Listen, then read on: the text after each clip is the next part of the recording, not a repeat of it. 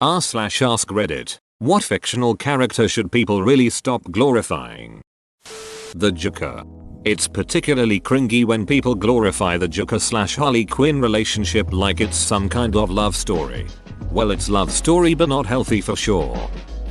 Christian Grey. It's just cause he's rich and handsome. It's romantic only because of that. Imagine the story but a broke ugly guy tries to get a girl to get into BDSM and does a bunch of stalking. 100% guaranteed it will be advertised as a horror movie. A poor guy also can't buy a company to be closer to his victim, so the second book is out. Madeline Wunsch. You might ask, if she's here who's guarding Hades? That fork-tongued lizard which turned out to be a Korean toilet ghost. Edit. Thanks for all the awards. Brooklyn 99 fans are the best and I'm loving all your comments. For those of you who haven't watched it yet, what are you waiting for? 99. Madeline, you've aged. My favorite Wunsch insult. Simple, yet so effective. Snape. He bullied a child so badly that he was a child's boggart, and that's just the tip of the iceberg when it came to being a bully or being unfair. I love him as a character. I respect the work that Rowling put in to make him a complex and deep character. Having said that, I do not like him as a person. He's greatly disturbed. I wouldn't call him full-bore evil per se. I would not call him good either. He's more of a really screwed up individual who was able to activate his moral compass before death. He's definitely a tragic character, but that's also his own fault. On the flip side, I wasn't a fan of James Potter either. He struck me as an egotistical bully. In his defense, he just wasn't a freak like Snape. Supposedly James grew up, but we never really see it. Dude from you. Edit. My first award. Thanks kind strangers. 3. I had to scroll while I too far for this. Penn Badgley is hot and a great actor, but Joe Goldberg is a ducking psycho who should not be romanticized. Even Penn Badgley in interviews is like, stop with the fangirling, he's literally a psychopathic killer. While I don't find him exceptionally attractive, good looking, but not my type, he is a phenomenal actor in that series. Effie from Skins. The show literally romanticized her mental health disorders. Her life was sad tbh, but it's ironic how it comes full circle to all the audience seeing is a pretty face, which is what you would have OTD project myself onto her BC. Our storylines are almost shitting identical, but her illness drug abuse should not be idolized, especially with the new Euphoria show. It's Skins all over again. Instead of appreciating the show for what it is, they're trying to become horrible and drugged up. Reality check. It's just plain sad. It's like what Cook's dad said that one episode, something along the lines of you're too pretty for your own good. That's why you destroy everything you love, because Effie is so visual stunning. People, both in show and the audience, tend to ignore her more troublesome qualities. Tony Montana. Like seriously, he had about the worst ending you could ask for. Woman shrugging. It's like people identify characters by who they were at the beginning of the story. Egg Scrooge is synonymous with stinginess, but actually he comes out of the story a very generous soul. He started his life out loving and generous, but trauma made him a miser. The book, film, whatever was about this journey. Jack from Jack and the Beanstalk. He broke into the giant's castle, stole all his shit, ran away, and when the giant tried to get his stuff back, he duck and murdered him. Wow, this has blown up, haha. Thanks for the awards. And then Jack chopped down the beanstalk, adding murder and ecological vandalism to the theft, enticement and trespass charges already mentioned. But he got away with it and lived happily ever after without so much as a guilty twinge about what he had done. Which proves that you can be excused just about anything if you're a hero, because no one asks inconvenient questions. Seems like you share something in common with a Miss Susan Stohelit. Walter White. Jesse is a far more sympathetic character. Beach.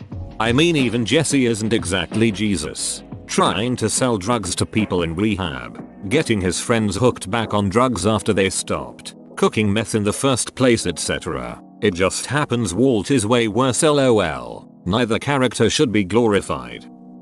I thought Patrick Bateman was cool as a teen and young adult, and now I'm an angry awkward weirdo. Edit. I meant from the movie, by the way. I haven't read the book. Thanks for the karma.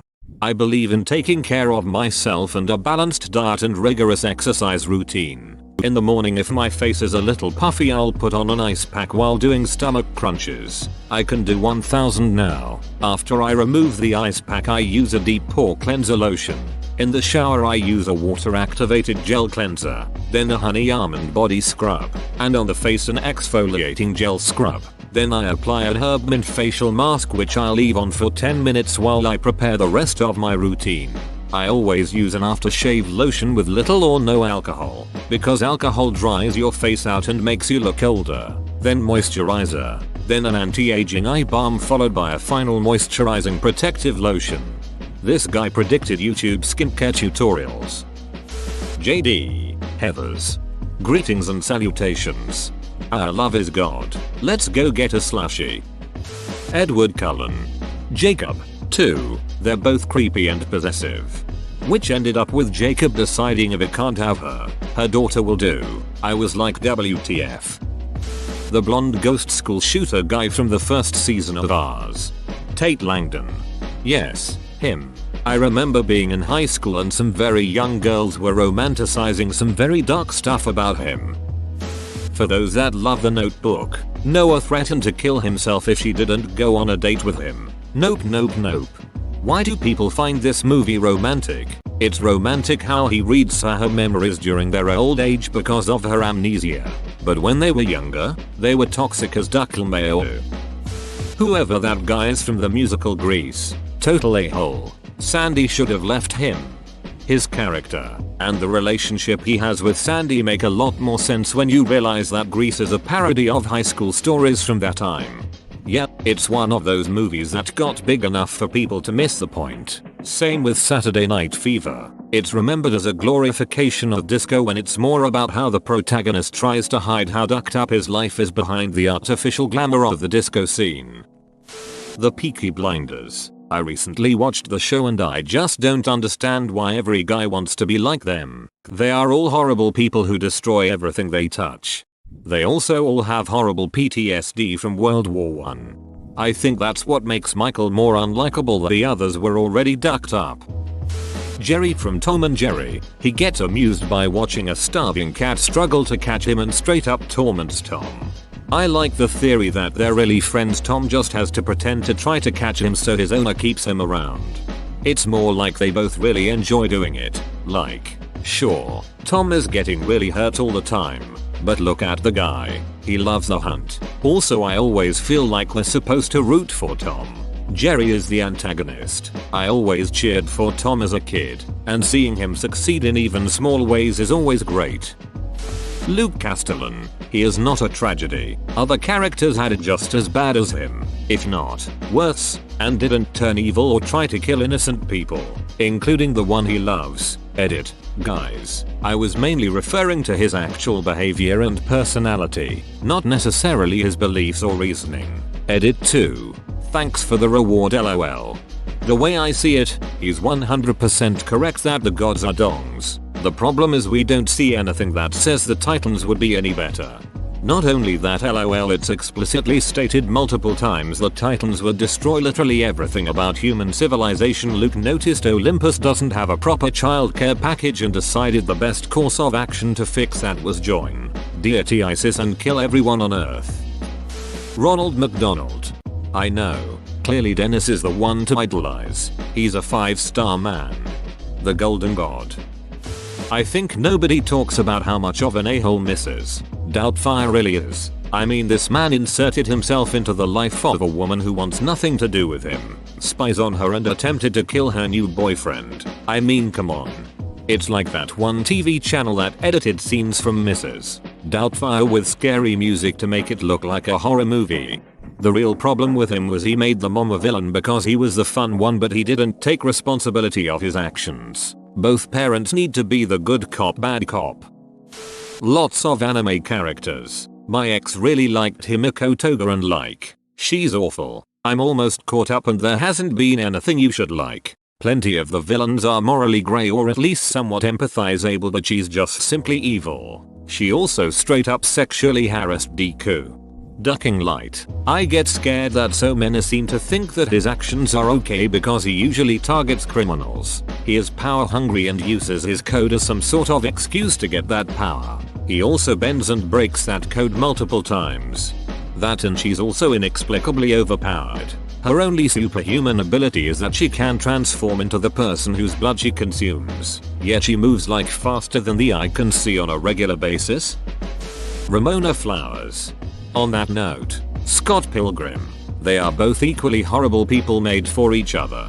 This is the main reason that I prefer the comics over the movie of Scott Pilgrim. Though the movie is great, by the end of the series both Ramona and Scott recognize that they're pretty shitty people but have made some kind of commitment to trying to get better together, whereas the movie doesn't really go that far. Albus Percival Wulfric Brian Dumbledore. He manipulated and used people, even literal children, especially poor Harry, left him in an abusive home for the greater good. Even after that didn't tell the kid what the hell was happening in his life. Knew how Snape treated the students yet never took any action because he was useful to him. Edit. Thanks guys. It is very interesting to see everyone's perspective no matter we agree with each other or not. I'm just still mad about it. Edit 2. Thanks for the award. P.S. Remove the point about Sirius. In my personal theory, it was just hard to believe that a man like Dumbledore didn't dig further. He runs a school with an easily unlockable door with a 20-foot tall murder hound behind it. AMD gave the same amount of warning you would if there was a minor spill. Draco Malfoy. He's sorta good looking, but I really don't get why people like him so much. He's kind of a little shit. That kid is not a good person. He is well written enough that you can sympathize with him in the later books, but he should definitely not be looked up to as a role model. He was a bit of a bully, but look at what he grew up around. He was raised to be that little shit and to loathe Potter. His character turned around for the better. Dr. House. The dude is a complete a-hole to everybody all the time and people look up to him. WTF. I love House, but yeah, he's a dong. Couldn't stop watching his train wreck life with the on again off again enabler Cutty. Open bracket. I don't know how you spell her name. Berlin from Money Heist. Even though it's so hard to, in the show he raped a poor girl by taking advantage of her fear. Even though he died after the second season, they keep milking the character and have a spin-off based on him. I mean, everyone from the gang, and the police as well, is an a-hole. Romeo and Juliet. Don Draper. Do people idolize Draper? Watching the series, I just got the impression that man was just a selfish mess who kept blowing up his own life for no real reason. There's a difference from being a bad character and being a bad person. Most of the ones on this list are incredible characters but terrible people, and I don't really think they're glorified. They're just liked because they're incredibly interesting. Thank you. The most interesting characters are typically the most flawed. Liking them doesn't equal condoning their actions IRL. I don't know anyone who actually thinks that Tony Soprano or Walter White are admirable people, but they are beloved characters because they are compelling. Even finding aspects of a character cool doesn't mean idolizing them or their deplorable actions. I can't imagine how boring fiction would be if we limited ourselves to morally sound characters. It pains me to say this, because I like her, but Miss Piggy, she's vain, manipulative, and physically assaults others, even those she claims to love. The writers also put her on the receiving end of lots of fat jokes, which is simply appalling. Kids are watching this stuff. FFS. Miss Piggy definitely was created as a fat joke. If they don't lean into it, then she'll no longer be a truly relevant character. Also, the jokes are a good segue into her beating the shit out of them. Edit. Spelling. The Joker. He's a literal monster, and too many people think he's hot shit. The Joker. More specifically his relationship with Harley Quinn. Do I even need to explain? Every hot villain that is abusive, controlling, psychotic, and is there to portray the worst in a person. The Joker. Especially the latest iteration of him. He is a mentally unstable man from a background of severe mental abuse and trauma who eventually has a mental breakdown so severe it leads him to commit crime, murder, and fight a billionaire dressed as a bat. It's okay to like him as a villain, but he isn't meant to be idolized or should be used for your edgy inspirational quotes on Facebook. The Punisher. Even the creator of The Punisher has come out to specifically say that he is just a serial killer. He kills bad people, yes, but he's still a serial killer, and cops should definitely not be using him as a role model. Hell, The Punisher himself hates that cops idolize him. In his own words, kinda. Don't remember the whole speech. You want a role model. You've got Captain America. I'm the result of your failures as a system, not the status quo for how you should do your job. Gordon Gekko, Wall Street. Jordan Belfort, Wolf of Wall Street. They are supposed to be cautionary tales of what not to do. Harley Quinn. Hisoka, he is a pedophile. Stop trying to justify it or explain it away. He is a disgusting, awful character and you shouldn't like him. CW's The Flash. Popular show, but one of the sorriest excuses for a superhero ever.